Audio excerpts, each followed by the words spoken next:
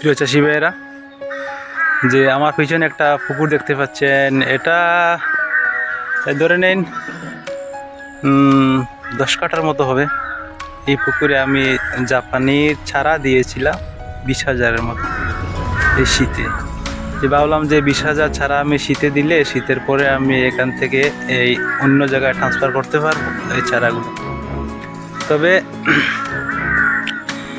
শীতের পরে এমন বৃষ্টি হয়েছে আর এই পুকুর থেকে 20,000 এই জাপানি এই মাছগুলা এখান থেকে চলে গেছে। মানে পারগুলোও মানে আমাদের এখানে এরকম মানে জল হয়নি, তবে অধিক বৃষ্টি হওয়ার কারণে যে অন্য জায়গা থেকে জল এসে আমাদের পুকুরটা উপরে পাড়ের উপরে এক হাতের মতো জল হয়ে গেছে।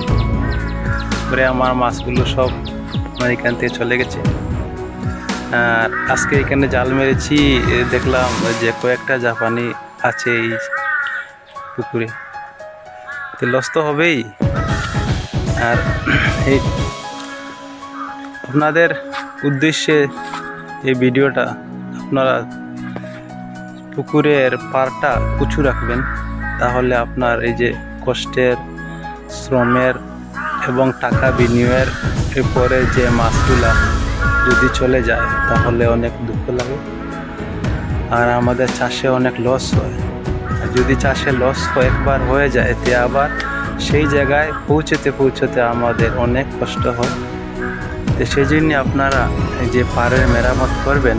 আর আমিও এই বছরে আমি আবার পাড়ের মেরামতটা করব, কমসে কম 1 হাত পরিমাণ এই পাড়টা আমি উঁচু করব, যাতে আবার আমার মাছগুলো চলে না যায়। এইগুলো আমার কথা শেষ করলাম। আপনারা চেষ্টা করবেন যাতে পাড়গুলো উঁচু রাখবেন। আর যারা পাড় উঁচু আছে তাহলে তো কথাই নেই। আর এই বছর আমি পাড় উঁচু করার পরে এই পুকুরে আমি ট্যাংরা রেনু দেবো। আর আপনাদেরকে ভিডিও করে দেখাবো যে এই মাছগুলা কতটুকু হচ্ছে। আমার তো এই শিঙ্গির ভিডিও তো আমি সবসময় দিয়ে থাকি, তাই বলে শেষ করলাম।